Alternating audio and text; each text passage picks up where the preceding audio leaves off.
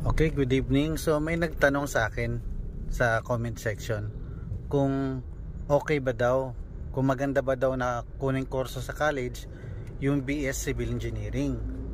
So ang sagot ko dyan is dapat talaga passion mo or gusto mo or hilig mo yung pagko-construction.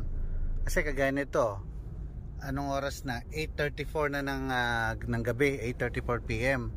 So pag may mga project kayo ng mga mid-rise o high-rise or basta mga heavy construction, hindi ka makaka-out ng ganitong oras, mga 8:34, no? Unless kung magpapaalam ka, meron kang pupuntahan or may sakit ka, nalagnat ka or you're not feeling well, diba? So usually ang mga out mo nun mga pinakamaaga 9 or 10 PM daily yan. So kung hindi mo talaga gusto, hindi mo talaga passion yung pagko-construction, mauumay ka. And then take note, yung pagko-construction as a profession, talagang pagka nasa project in charge level ka na, the best of the best talaga ang matitira is ang the best of the best. Kagaya niya, no, may tower crane. Yan ang pinakamaagang way niyan, mga alas 10 ng gabi. Kung nagsisimula ka pa lang, site engineer ka, ikaw talaga maiiwan sa site. Kasi pag hindi mo passion, wala kang maaani, wala kang mapupuntahan, walang direksyon ang profession mo pag hindi mo talaga gusto yung pag-civil engineering. Ang resulta niyan, palagi kang out ng maaga, iiwasan mo yung mga responsibilities, mga task, edi wala rin patutunguhan ng career mo.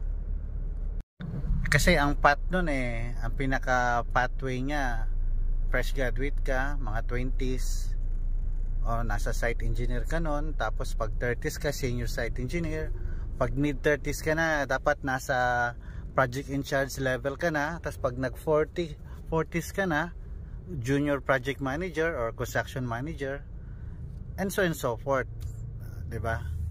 And then yung pag nasa PIC level ka na and up, yung sweldo mo medyo okay na. Dapat talagang passion mo yung pag sa civil engineering or pag civil engineer o pagko-construction. Kasi dito tayo sa sweldo, sa bigayan. Pag fresh graduate ka, license ka, parang para lang kasing call center agent yung sweldo more on experience muna, exposure. Tapos pagka na ka PIC level, mga at least 5 years experience, solid experience sa heavy construction, siguro para ka parang ordinary seaman na international yung sweldo mo. O tapos pagka nag project manager ka na, yung bigayan nga sa project manager bigayan sa amin, para lang yung bracket namin parang parang third mate lang ng mga international, ganun lang, hindi masyado not unless kung mag-abroad ka, yun medyo competitive, siguro nasa second mate, ganun ang bigayan. Kino-compare ko lang sa seaman kaya sa rate lang talo kami ng seaman, may international man o local. Okay, so nagbi-blink na pala yung nagbi-blink na yung dashboard ko. Baka makalimutan ko. Sige, magpapagas muna ako.